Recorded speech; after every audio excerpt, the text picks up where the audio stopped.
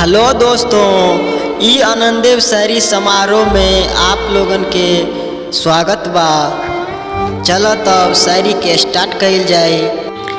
दिल के दर्दिया भूलल न जाला, दिल के दर्दिया भूलल न जाला, जे एक बार दिल तोड़ देवेला, जे एक बार दिल तोड़ देवेला। ओकर बात कबो सुनल न जाला, ओकर बात कबो सुनल न जाला।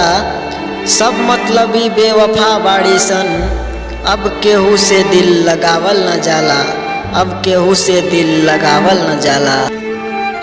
नसीब बन के केहू जिंदगिया में समा जाला, नसीब बन के केहू जिंदगिया में समा जाला। फिरहू ख्याल बन के अखिया में समा जाला, अखिया में समा जाला।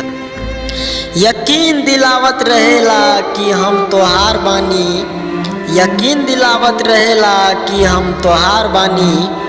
तबहू न जाने समय के साथ कैसे बदल जाला, तबहू न जाने समय के साथ कैसे बदल जाला। हमहू कबो प्यार कैले रहनी, तनका ना बेशुमार कैले रहनी।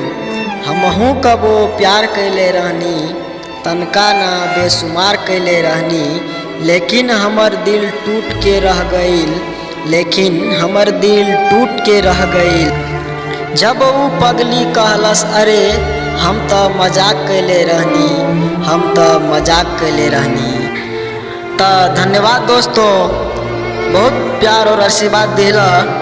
बस एक काम कर दिया, लाइक और सब्सक्राइब जरूर कर दिया। धन्यवाद।